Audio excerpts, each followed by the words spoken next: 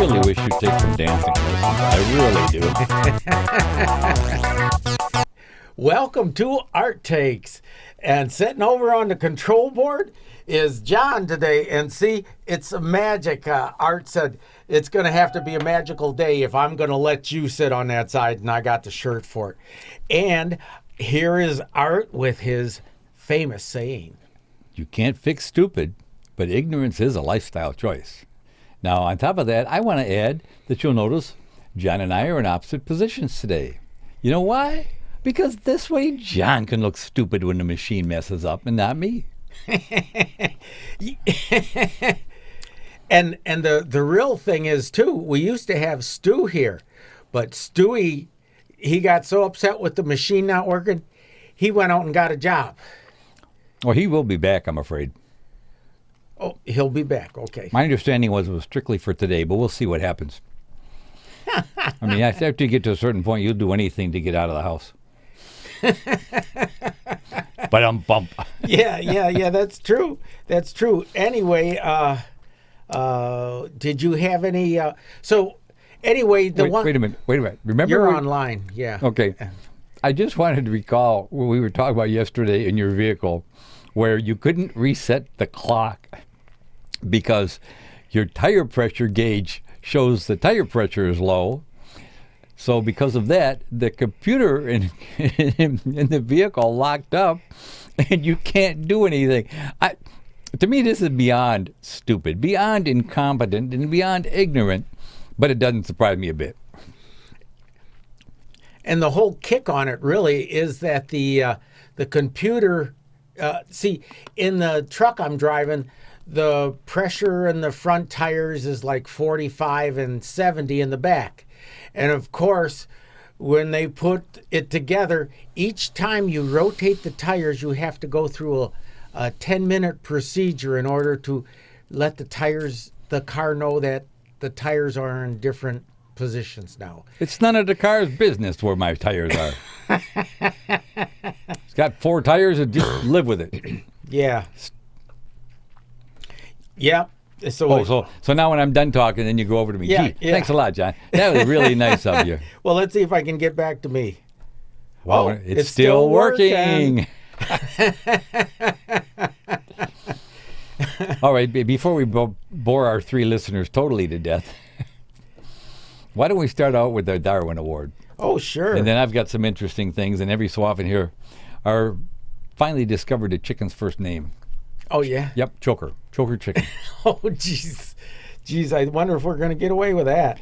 We'll find out. Anyway, Whack-A-Mole, Darwin Award, confirmed true. That makes it even scarier. Well, it must be true. It was off the internet. Yeah. A 63-year-old man's extraordinary effort to eradicate moles from his property resulted in a victory for the moles. The man pounded several metal rods into the ground and rods into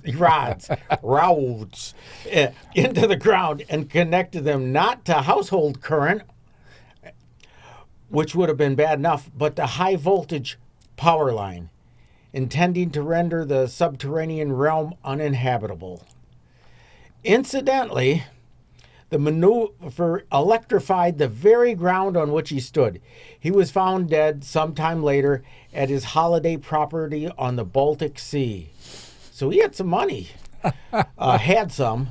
Police had to trip the main circuit breaker before venturing onto the property. The precise date of the sexagenarian's demise could not be ascertained. But the electric bill... Okay, that word is ascertained, but you don't read these before you bring them in, do you? Well, I read it before, and I just... You just didn't understand the words then either, did you? I didn't know how to pronounce the word then either. I'll have to have you double-check my pronunciation. But the electric bill may provide a clue. So anyway, you got this great place right on the Baltic Sea. And, and you're worried about some moles, You know what? You're better off just to go inside the house. And if you're that rich, grab a bottle or a cup of red wine and just drink on it. Say, screw the moles.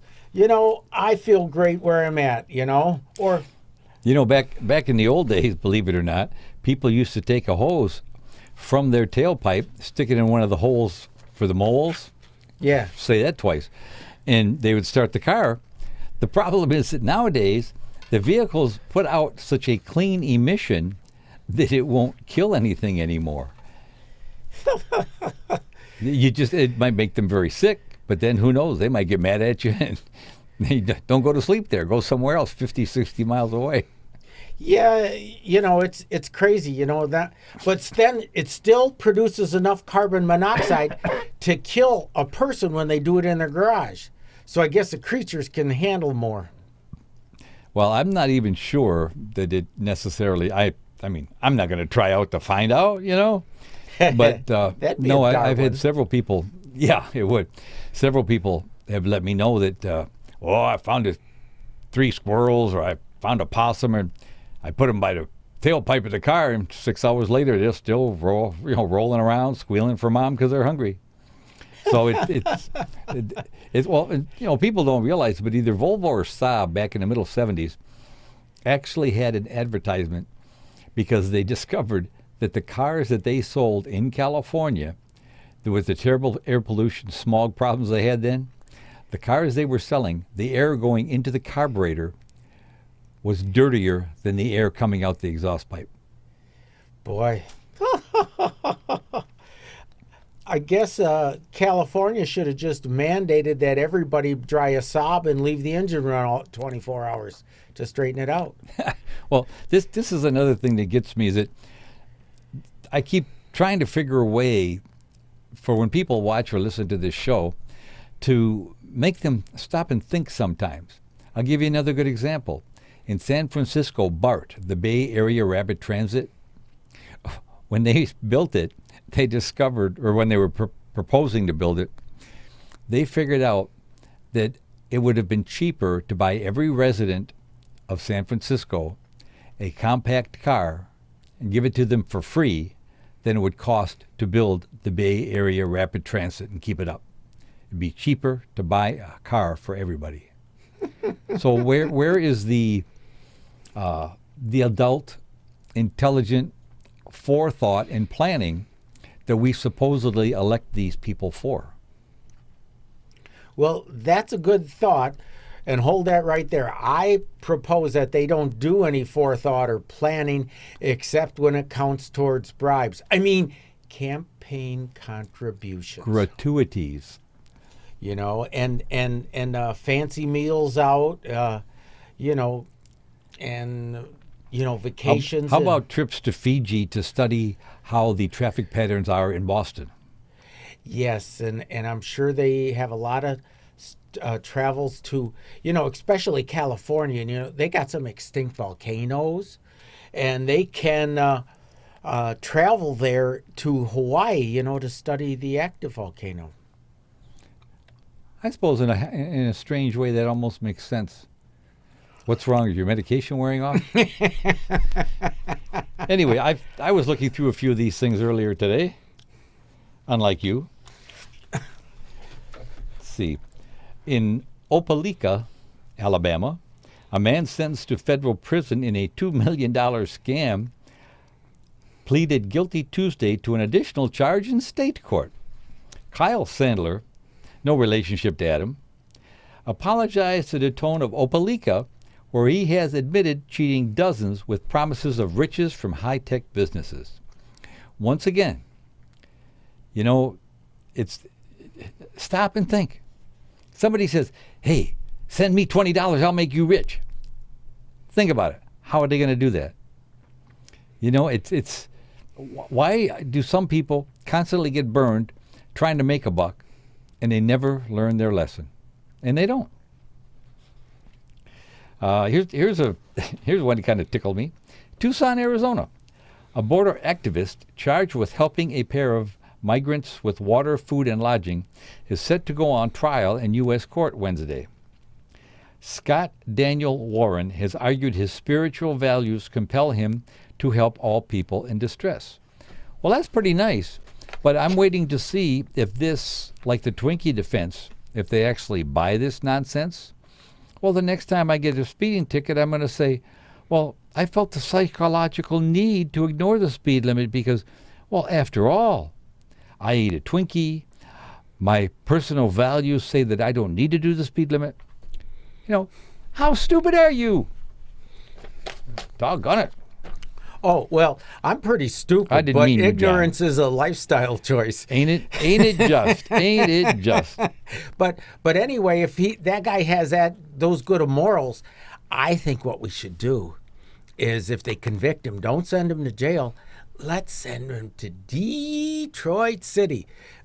And there's so many people here in Detroit, good people that need help. And he can come out and help us get water and food to the people in Detroit.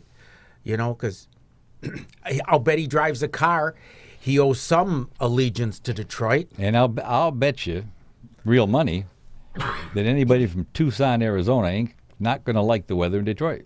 I grew up with it. I love it. But I've been in Arizona. And it's nice, but it ain't cold very often. Yeah. Got another one. This one really tickled me. Now listen carefully. Little Rock, Arkansas. The University of Arkansas's Board of Trustees has voted to increase tuition or fees at nearly every campus in its system. When asked why, they said, because we need a pay raise. They really were honest, huh? Yeah, who knows? That's just my looking at it. When I went to college, you could do it for $1,500 a year at a decent college. Nowadays, you can't stay a week for $1,500. Yeah, they're good at that. Here's one that kind of tugged at my heart/guitar strings. You falling asleep, John? No, not Oh, yet. okay. Not yet. Wait another 5 minutes? Well, I went up and down the stairs at the church. Oh. I've probably been through 15 flights of stairs already, carrying tools. And I'm a little tired puppy now. Yeah, well, get you back in shape. It makes you wish you're about 20 years younger, doesn't it? Yeah. Or more. Huntington Beach, California. Family members, friends, and fans attended a beach memorial for Dick Dale, the late king of surf guitar. Remember Wipeout? That was him. Oh. The Orange County Register says a crowd gathered Sunday at the Huntington Beach Pier to remember Dale, who died in April at the age of 81. I wonder if he could still play that guitar like he used to. Oh, yeah. Well, I don't know if he can play it the same way because I know I can't move my tools like I used to, and guitar work is skilled trade also, just like tools. Skilled trade, skilled musicians. I'm sorry. I tried to play guitar in my teens, and it's a heck of a lot harder than working with tools. And yet, if you think about it, it really is just another tool. So yeah. Oh, here's one that ties in interestingly. In Hartford, Connecticut, Governor Ned Lamont has signed a bill that will raise the state's minimum wage to $15 an hour by 2023. Now, oddly enough, and something I'll be mentioning in another show, the state of Delaware, and I believe it was Wilmington, has passed a law where the minimum wage will be raised to $15 an hour in 2024. So since the states are right next to each other, pardon my geography, all the people from Delaware will work in Connecticut for a year and make that extra money. Now, what bothers me is every other time I've seen people get people get a raise, all the other prices go up, and you usually end up farther in the hole. Yes. And that's completely the truth. Because back in the 60s, in the early 70s, I was making $2.65 an hour. Okay. 2,000 hours later, you're looking at 5,000, maybe 5,500, something like that. A full tricked out Ford Mustang only cost $2,000. And if I was living at home, I would have been able to buy the Mustang and taken the girls out in the Mustang and afford to take them to the drive-ins to have hot dogs and stuff. And buy them a meal too. Not just yours. Yeah, but now, geez, it just doesn't go. The money doesn't stretch. Every time the government raises money, they get more tax, I think is the way it works. Well, here's another one that kind of tickled me because to me, it's kind of in the same vein. In Houston, Texas, A study says housing sales would decline, gas prices would spike, and the state's economic output would drop by hundreds of billions of dollars if another major storm struck an unprotected coast.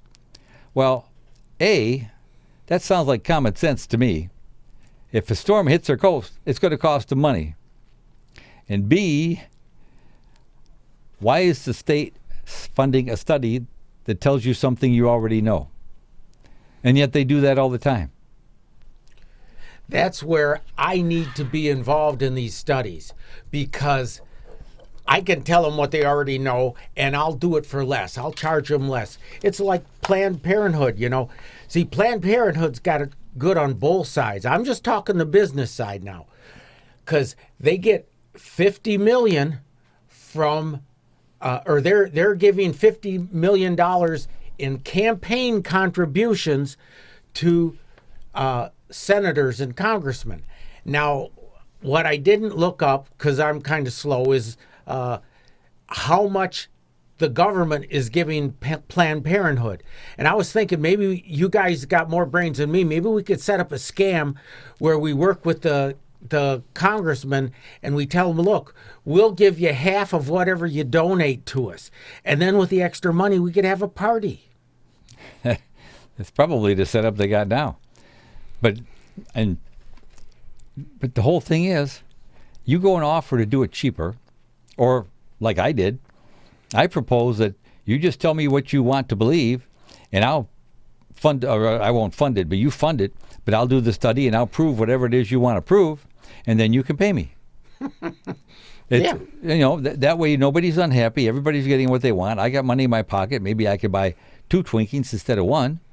And they're getting a study saying anything they want to prove. You want to prove the moon is blue? Fund me. Fund my study. Do you want to prove, that the earth is flat? Fund my study. Well, hang on, Art.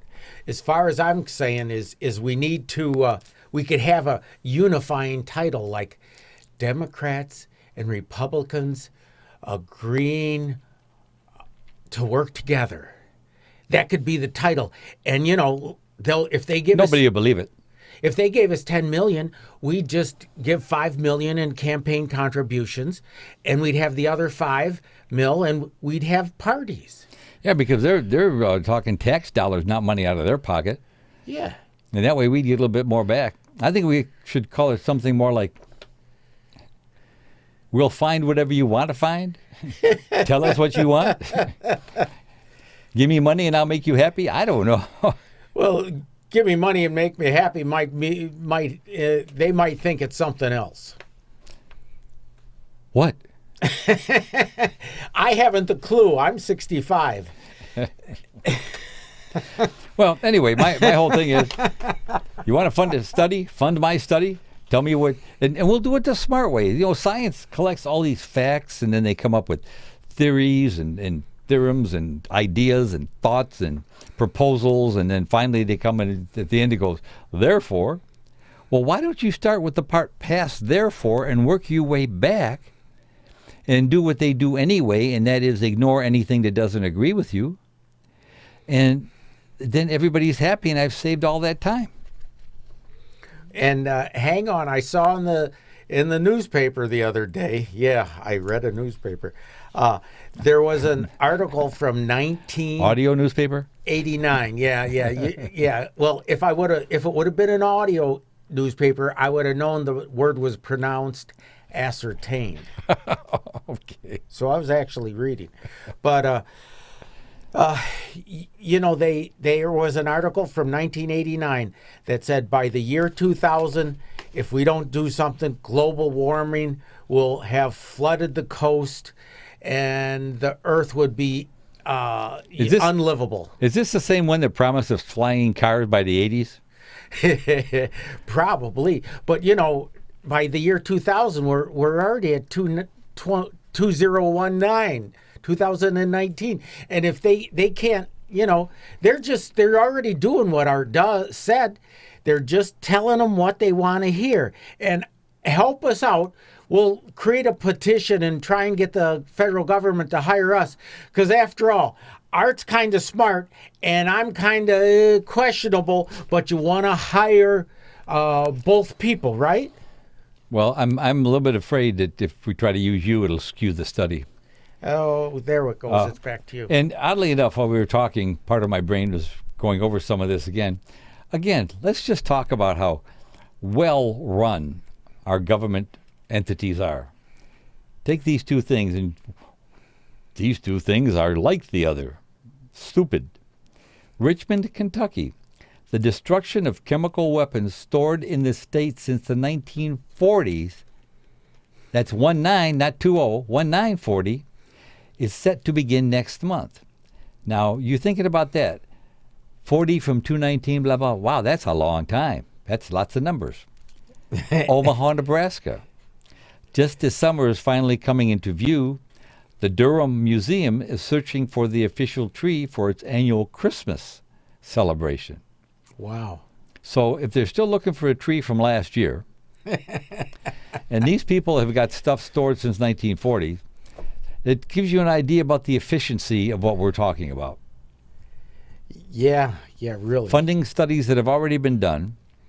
And recently I happened to run into something that I specifically remember reading the results of a study done on weight loss back in the late 50s, early 60s.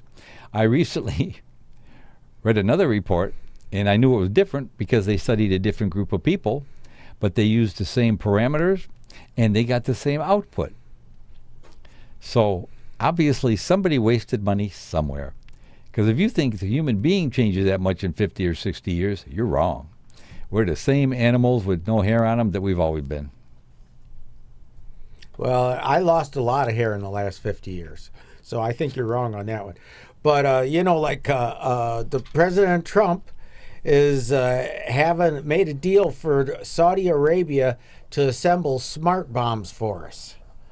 And I'm just about guaranteeing you that some of these smart bombs are going to wind up in Yemen, where Saudi Arabia and Yemen are having a little tuckus. And, as far as that goes, if we're going to have to pay to destroy these chemical weapons, and the Saudis are already creating atrocities in Yemen, why don't we just give them the old bombs and let them dispose of them? Oddly enough, once again, you bring up something that all the facts are there. If somebody bothers to do a little bit of research, you know why the government was so busy looking for the chemical weapons that Saddam Hussein was using? Because our government sold them to him about 15 years before all that nonsense. So, how do we know he's got chemical weapons? They were in a shipment we sent last month, boss. Come on, how? Yeah, and hang on. So then, really, we find out, we need better press. We find out that Kentucky has chemical weapons. So we need now to get the UN to sanction Kentucky and the United States because we have chemical weapons. I mean, they can even send in the Mexican army, and invade Kentucky and take those chemical weapons. Because, I mean, we bombed Syria because they had chemical weapons. So who's supposed to be bombing us, Good point. Good point. Well, you've got about 5 minutes left, Art. Well, here's again, funny how all these things are politically related today. Bismarck, North Dakota.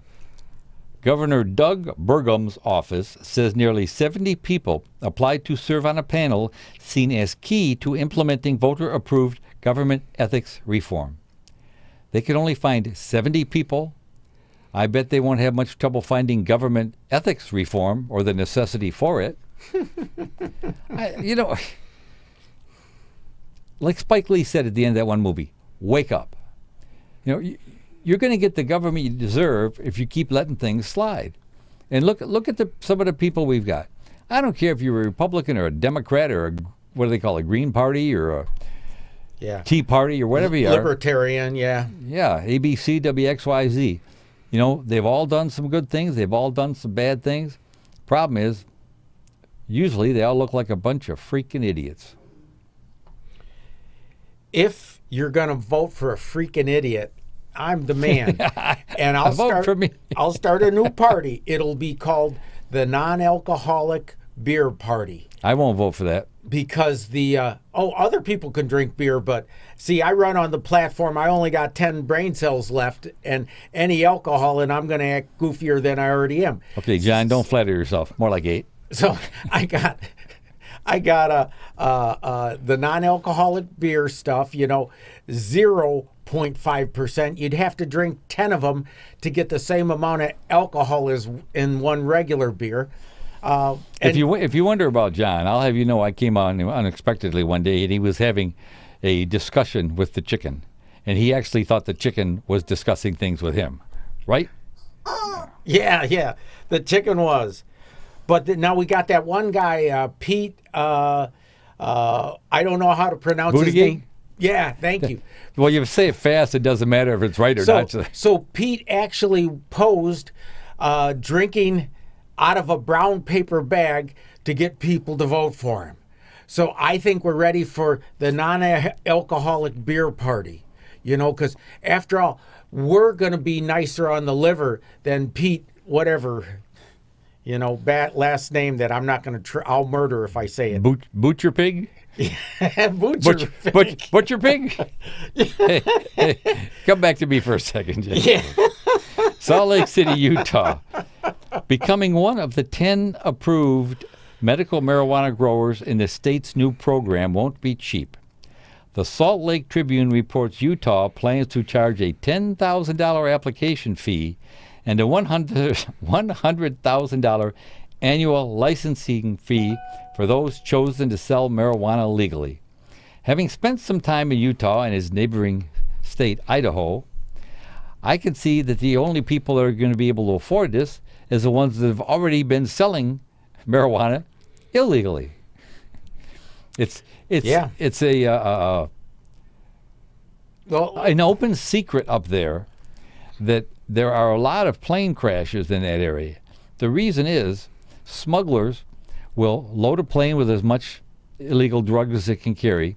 They'll fly low coming across the Mexico-Texas border, get up to height, trim everything out, and if you get everything set right, the airplane will fly for a long time just straight and level.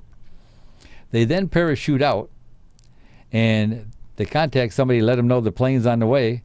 Plane runs out of gas. With no gas in it, it just glides down, no fire. They come out, strip all the drugs out, and, somebody's got a banged up plane. And most of the planes are stolen, too. Oh, geez. What, over?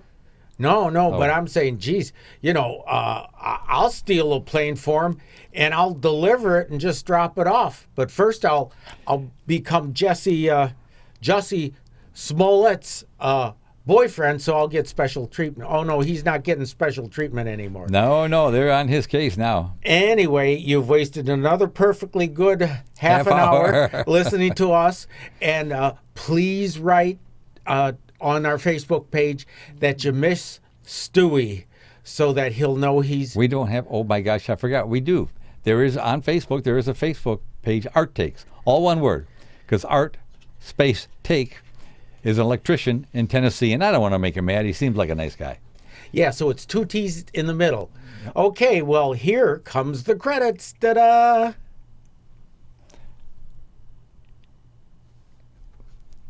Don't forget to stop.